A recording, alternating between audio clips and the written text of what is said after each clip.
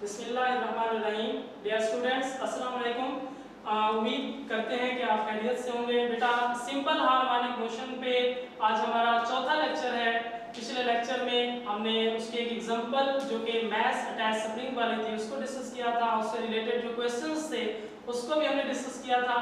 आज हम simple harmonic motion की नेक्स्ट एग्जांपल जो कि एक सिस्टम है बॉल और बाउल का, उसको एक्सप्लेन कर रहे हैं कि कैसे बॉल और बाउल वाले सिस्टम की मोशन जो है वो सिंपल हार्मोनिक मोशन है।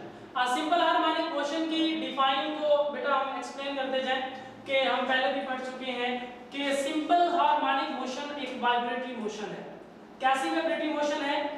सिंपल हार्मोनिक मोशन एक वाइब्रेटरी मोशन है। कैसी वाइब्रेटरी मोशन है? जिसमें रिस्टोरिंग फोर्स या एक्सेलरेशन डायरेक्टली प्रोपोर्शनल होता है displacement from the mean position के। मीन पोजीशन से जो डिस्प्लेसमेंट होता है उसके डायरेक्टली प्रोपोर्शनल होता है and is always directed towards it's mean position, और उस फोर्स की डायरेक्शन हमेशा मीन पोजीशन की तरफ ही होती है। तो हम आज अपनी नेक्स्ट एग्जांपल जो कि सिंपल हार्मोनिक मोशन से रिलेटेड है वो शुरू करते हैं। हमारे पास बेटा एक सिस्टम है। कौन सा? एक हमारे पास बाउल है और एक हमारे पास बॉल है। ये एक सिस्टम है। आज हमने ये परफॉर्म करना है कि इसकी जो मोशन है वो सिंपल हार्मोनिक मोशन है। फर्स्ट ऑफ ऑल हम ये देखते हैं कि हमारे पास एक बाउल है, उसके अंदर हमने एक बॉल रख दी है। इस वक्त ये रेस्ट में है। इस वक्त रेस्ट में है। आप ये भी कह सकते हैं कि ये इक्विलिब्रियम में है।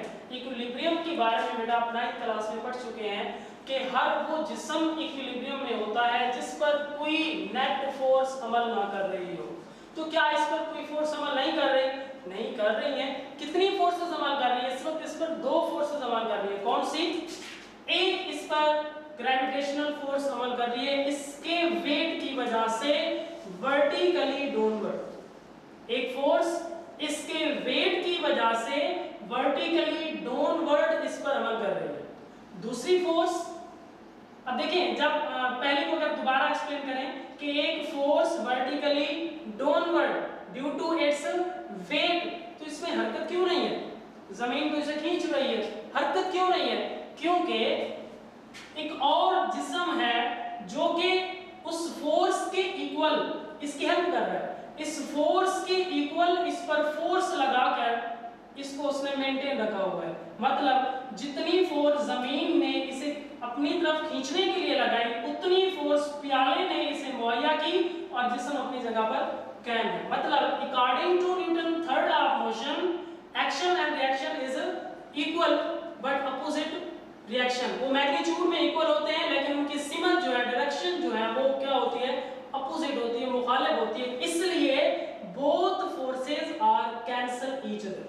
ये दोनों फोर्सेस आपस में एक दूसरे को कैंसिल कर देती हैं। उसके बाद हम फिर क्या करते हैं? इस जिस्म को यहां से डिस्प्लेस करके हम यहां पर ले जाते हैं पोजीशन ए पर। इस बॉल को हमने यहां से डिस्प्लेस किया, पोजीशन ए पर हम लेकर गए। जो ही हम इसे पोजीशन ए पर ले गए, इसके वेट की वजह से जो कि वर्टिकली डाउनवर्ड एक्ट कर रहा है, पैदा हुई रीस्टोरिंग फोर्स। आपको याद होगा पिछले सवाल में हमने बात की थी, जो रीस्टोरिंग फोर्स थी वो स्प्रिंग की वजह से पैदा हो रही थी। यहां पर उस जिस्म के वेट की वजह से जो कि वर्टिकली डाउनवर्ड एक्ट कर रहा है, जिस्म वापस अपनी मीन पोजीशन पर रीस्टोरिंग फोर्स की वजह से आना चाहता है।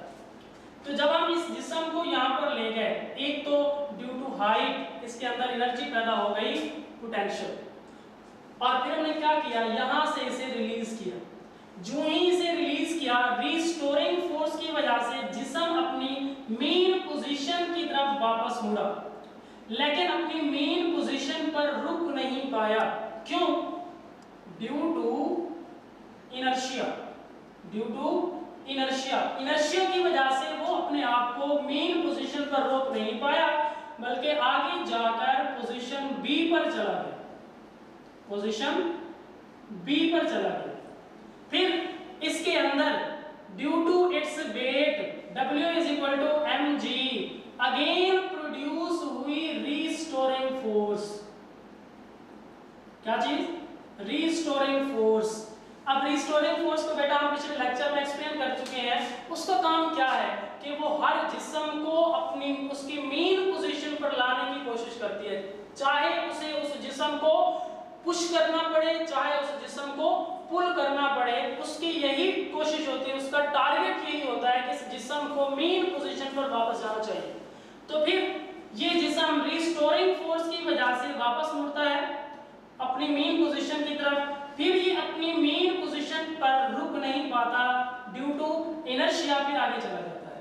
इसी तरह जिस्म अपनी हरकत जो है अपनी मेन पोजीशन के इर्द गिर्द ऐसे ऐसे दोहराता रहता है, ऐसे ऐसे दोहराता रहता है, कभी ए पर कभी बी पर, फिर ऐसे ऐसे इसकी मूवमेंट कम होती जाती है। क्यों?